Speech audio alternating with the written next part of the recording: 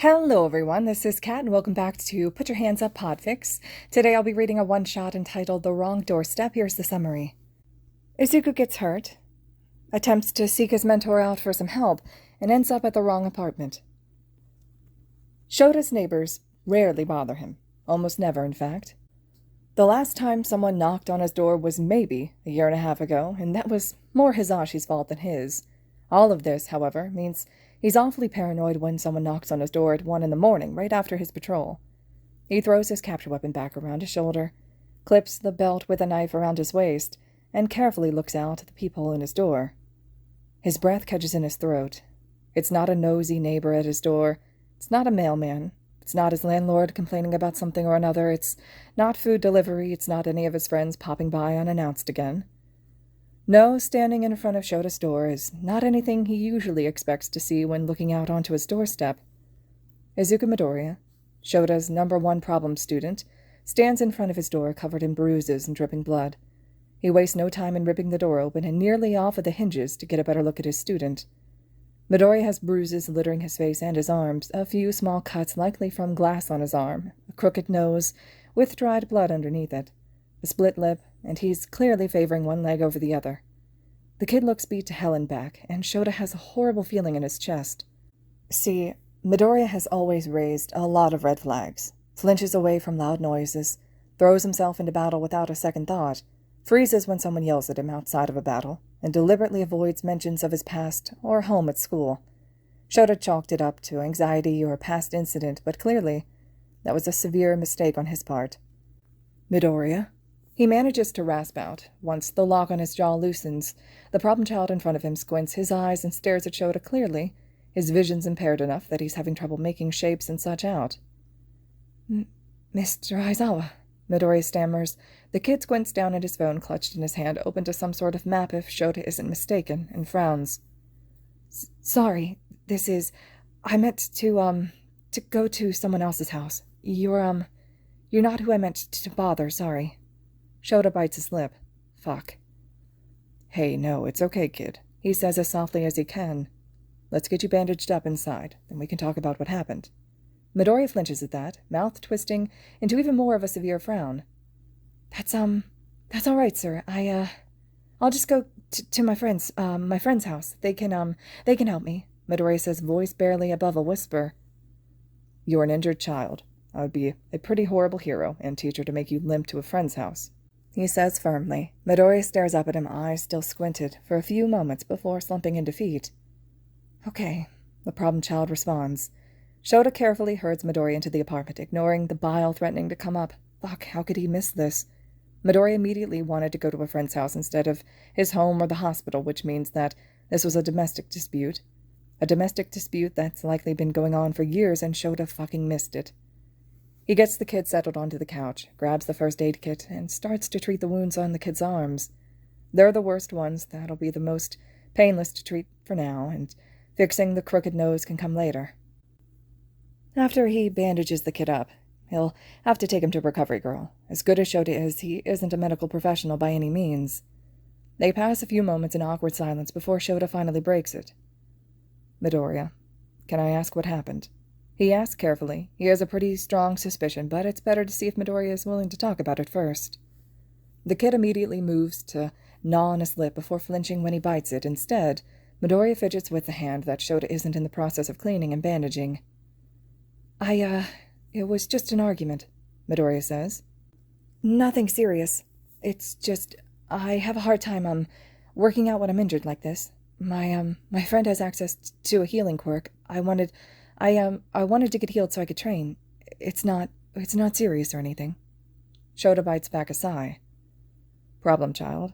Midoriya flinches. Midoriya. He amends. The kid shifts slightly and stares off to the side, deliberately away from Shota. This isn't just an argument. This is the kind of injuries that would put you out for a few days as a pro on the field. At that analogy, Midoriya's breath catches. The kid's fingers drum against his leg as he seems to ponder something. Shota lets it lie and focuses back on the arm which is very lucky not to need stitches, or Recovery Girl to dig glass out of it. It's not... Midoriya starts but stops. I know it's not okay. never really thought that it was, okay or anything like that. It's just, it's better, you know?